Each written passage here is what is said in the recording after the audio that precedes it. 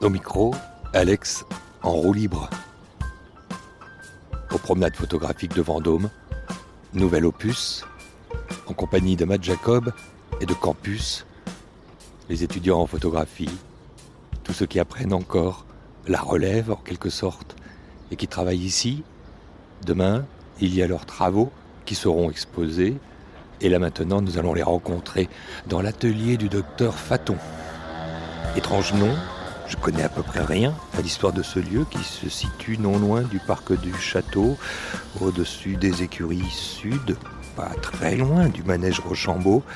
Après le parc des Tilleuls, il faut traverser le Loir, dans cette cité de Vendôme. Appelez Matt Jacob, qui encadre le travail des étudiants de cette année, de cette promo. Il y a Jésus qui me parle. Et il est dans la capsule. Bienvenue à Vendôme. On va apparaître dans le teaser. Deux Jésus, deux barbus. On va apparaître dans le teaser audio de cette année. On est de Belgique, on est les Belges, on représente Belgique. On vient en force. Agnès Varda représente. Bruxelles représente. Et est-ce que vous allez pouvoir m'aiguiller sur la fabrique du docteur Faton ?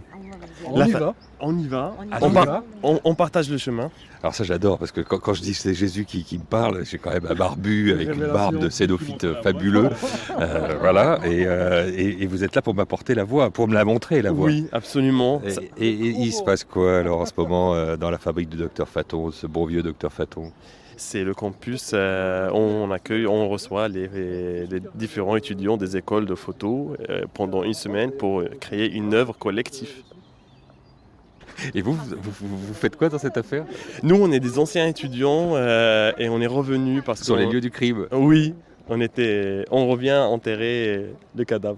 C'est génial parce que, en fait, pour parler de la philosophie de ce qui se passe là-bas dans un atelier de campus, en quelques mots, vous diriez quoi ? C'est un lieu de folie, de création et de magie. Ouais, chacun est complètement laissé à lui-même pour être dans une action artistique débridée. Exactement. Un geste non canalisé. Parfaitement. Qui ne se vend pas. Je ne vais pas enchérir sur vos mots. Vous êtes tellement doués. Non, n'en rajoutez pas. Et c'est la vérité. La vérité qui sort de la bouche de Jésus. Jésus, je vous suis. Jésus, je t'aime. Jésus, je t'attends. J'arrive. Rue Antoine de Bourbon. Toute direction, Stadelot-Lagrange. Et voici la fabrique du docteur Faton. Campus international. C'est marqué. Et ça s'active. Édition 2019 des promenades photographiques, je lis. Au milieu des 24 expositions dans ces 9 lieux patrimoniaux, on trouve la fabrique du docteur Faton. Je vous présente au docteur. Pardon ? Je vous présente au docteur. C'est vous le docteur Faton ? Il paraît. Mais alors, un mot sur vous. Alors vous tenez la meuleuse là, carrément c'est le bruit déplaisant au possible, mais ça veut dire que ça s'active parce que c'est demain qu'il faut tout présenter. Et à Vendôme, qu'est-ce qui se trame ? Il se trame qu'ici on est en train d'aménager un lieu avec plein d'ateliers, une galerie, un lieu d'exposition, de concert. Et là avec la meuleuse je suis en train de finir une chambre noire pour demain. C'est pas flagrant comme ça au premier abord, mais... Bon, un mot sur le docteur Faton. Moi je suis pas docteur Faton, je suis Drover, Roland Drover. Et je suis sculpteur, photographe, musicien, tout ce qui traîne. Mais d'où est sorti ce nom Faton, bon sang ? Faton, en fait, c'est vraiment le nom d'un docteur, c'est le nom de la rue. La rue s'appelle c'est la tout rue du simplement docteur Faton, ça. tout simplement dire où est-ce que c'est docteur Faton ? Docteur Faton. Voilà, donc la rue du docteur Faton. En tout cas, ce qui traîne pour ces 15e éditions, sont les étudiants, enfin ceux qui sont ici dans le labo de ce campus, 15e édition. Ouais, ça fait 15 jours qu'ils m'envahissent en plus, là ça commence à être long, mais heureusement ça s'arrête ce soir. Hein. Matt Jacob, bonjour. Bonjour Alex. Campus, ça a été quoi le thème cette année ? Alors cette année c'est éloge de la lenteur. Tiens, viens, on va rentrer dans le... Je vais te présenter les lieux. C'est génial, c'est un tiers-lieu, donc ça veut dire que là, il y a déjà un endroit où on se sent bien, un lieu d'exposition, un bar. C'est aussi une salle de concert, c'est une salle de réception pour tout public. Regarde là-bas, là, une salle de montage où ils sont en train de peaufiner les films qui ont été réalisés par les élèves. On va aller les voir, tiens. Là, tu vas voir les profs de campus. En fait, il y a Bader, là, qui est un ancien élève de l'année dernière, Bruxelles, de Agnès Varda. c'est le barbu. C'est le barbu là, qui est là, Moi, je l'appelais Jésus. qui a fait un très très beau boulot l'année dernière et qui est revenu cette année parce qu'il a eu un vrai coup de cœur avec la ville et de ses rencontres avec les gens. Et je pense que tu devrais lui poser quelques questions à lui. Il m'a sauvé des autres tout à l'heure, j'étais perdu et je l'ai trouvé sur ma route. Et là, je pense qu'il est en train de montrer son boulot de cette année, de ce qu'il a pu faire entre les deux campus. Vous m'aviez caché, vous étiez complètement de la partie cette année. On s'est incrusté, à vrai dire. On n'est pas dans la partie, mais on s'est incrusté. Et pour faire quoi alors? On revivre les moments de l'année dernière. On revient par nostalgie.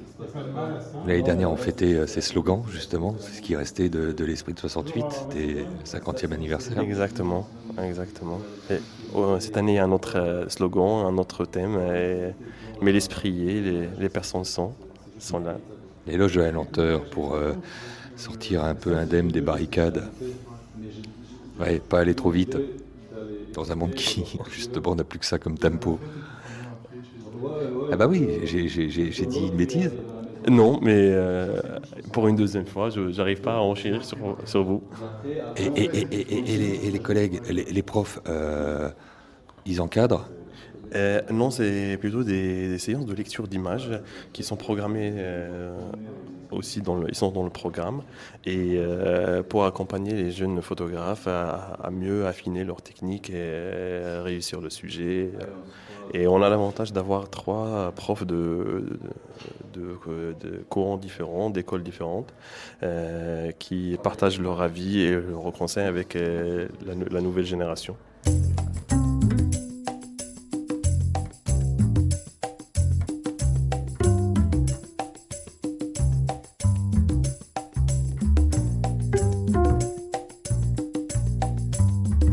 Je suis Rémi Carayon, je viens de Toulouse et j'enseigne à l'ETPA. Je suis Julien Daniel, j'enseigne à l'EMI, Moi, c'est l'école Yann de métiers Datessen d'information et à Paris. j'enseigne à Paris-Sorbonne au sein Philippe Ejewski de l'école Agnès Varda de Bruxelles. du même nom.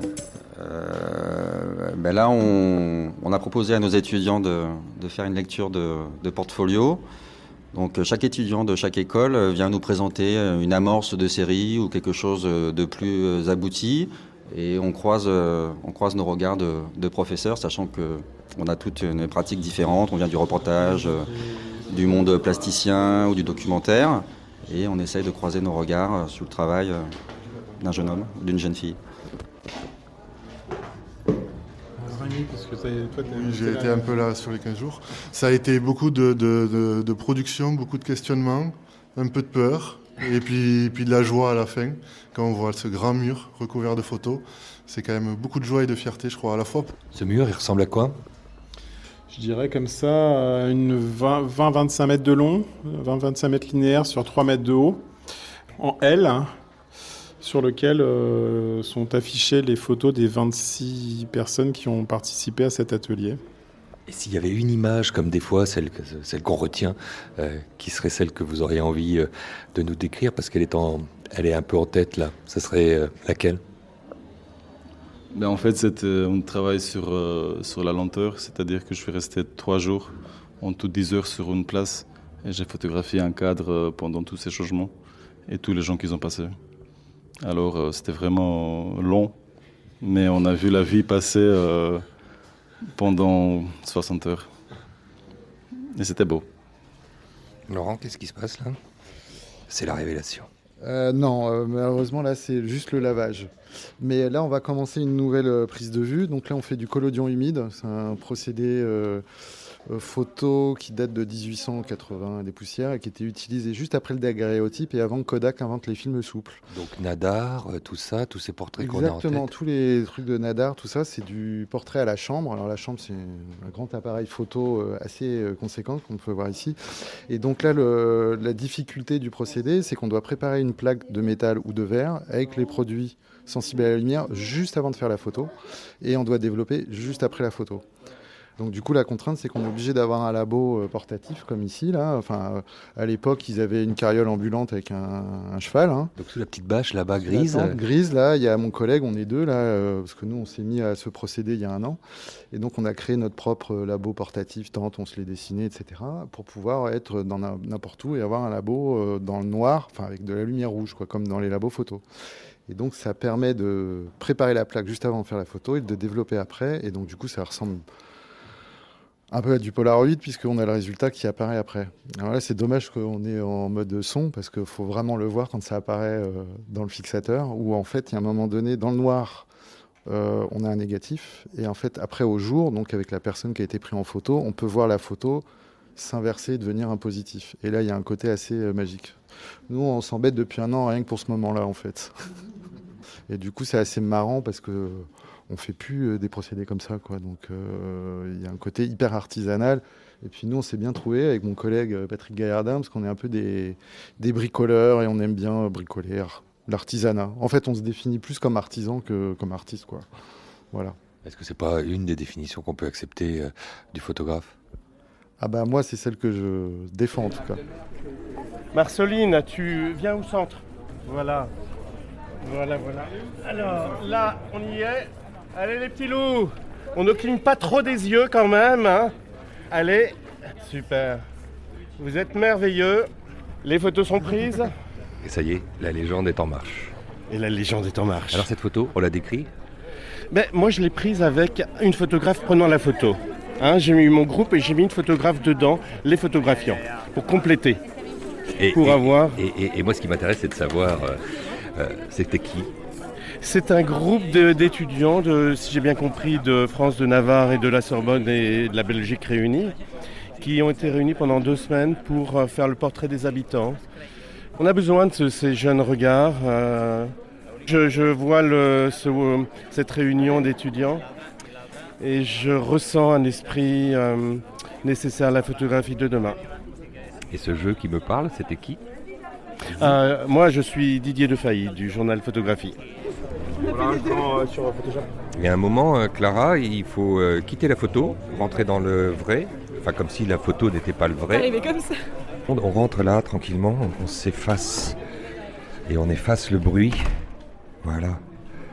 On est ici dans les ateliers, la fabrique du docteur Faton. Et ça fait 15 jours que l'histoire dure avec toi, Clara. Bah oui, on a travaillé pendant 2 semaines et puis on vit tous ensemble, donc c'était vraiment c'était assez intense. Et puis il y a eu la restitution aujourd'hui, donc voilà, c'est peut-être pour ça que Clara, tu parlais au passé. Mais ce qui est important, c'est de parler de ce qui a été pour toi ce travail pendant 15 jours, ces découvertes, ou peut-être que j'ai tort de parler au pluriel, cette découverte ou cette rencontre. Oui, bah c'était la plus importante. Après, j'ai fait beaucoup de découvertes ici grâce à la photo. Et puis les gens étaient très ouverts, donc on a gardé contact et on allait chez eux. Enfin, c'était vraiment chouette. Mais j'ai fait une découverte plus particulière avec un peintre. C'est une amitié, on va dire. Et je vais chez lui tous les jours et j'ai un projet documentaire autour de lui. Et c'est vraiment quelqu'un qui m'a beaucoup inspirée et je pense qu'on va garder contact. Et j'ai fait tout un travail dessus à l'argentique et à la vidéo. Comment a commencé le moment, celui de la rencontre? C'est les heureux hasards de la photographie, ça nous permet d'avoir une excuse pour aborder les gens. Et on s'est rencontrés dans la rue vraiment par hasard. Puis il y avait des taches de peinture et c'est pour ça que je suis allée l'aborder. Et on a beaucoup parlé, on a parlé de peinture, il m'a invité dans son atelier. Les moments dont je me rappelle le plus, c'est chez lui, quoi. C'est pas du tout la rencontre dehors. Je le vois jamais dehors en fait. Il reste assez enfermé. Il sort, je crois, 1 fois par mois, donc je l'ai vraiment croisé au bon moment. Heureux hasard. Oui, puis ça convoque tous les arts, parce que moi je fais de la photo, lui il écrit de la poésie, il est peintre. Et du coup, oui, ça donne lieu à des conversations vraiment intéressantes, quoi. on sait de quoi on parle, on partage les mêmes centres d'intérêt, on va dire. Cette rencontre, Clara, tu te mets à la fois à la photographier, mais très rapidement à la filmer aussi, à l'enregistrer. Ouais. Oui, c'est un peu de tout. J'écris des films de base, donc je suis portée sur l'image, mais c'est pas vraiment la photo, c'est plus des films. Et puis ça permet de dire beaucoup plus de choses que juste en une photo. Et là, je suis en train de faire un documentaire où j'inclus les photos que j'ai prises à l'argentique, avec ses poèmes, ses paroles, ses images, ses peintures, plein de choses. Et voilà. On se dit qu'il y a des éléments qui font que ce personnage devient un personnage peut-être de fiction, et c'est ça qui lui donne cette profondeur documentaire. Enfin, je ne sais pas comment dire, Clara, tu dois imaginer que tu as en face de toi presque un livre ouvert. C'est exactement ça, ouais. Bah oui. Et puis quand je l'ai rencontré, j'étais hyper émue, puis je comprenais même pas comment je l'avais rencontré, quoi, tellement ce mec me touche.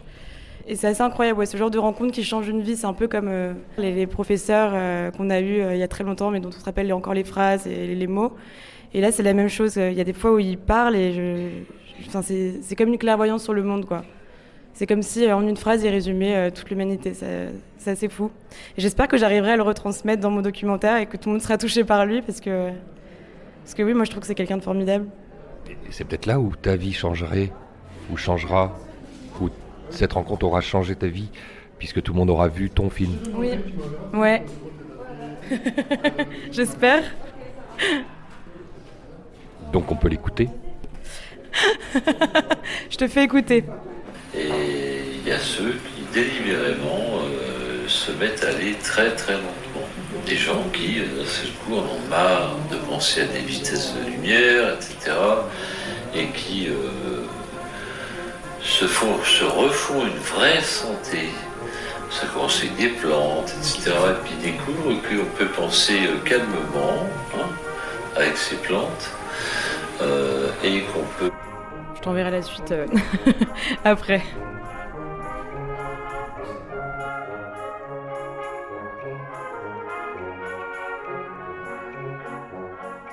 Vous retrouverez toute la programmation de la 15e édition des promenades photographiques qui se tient à Vendôme jusqu'à la fin de l'été sur le site www.promenadephotographique.com. En attendant de vous retrouver l'an prochain, vous pouvez liker et partager En roue libre, votre podcast préféré, réalisé par Benoît Artaud et proposé par Alexandre Hérault, et y attribuer un nombre incroyable d'étoiles sur iTunes par exemple.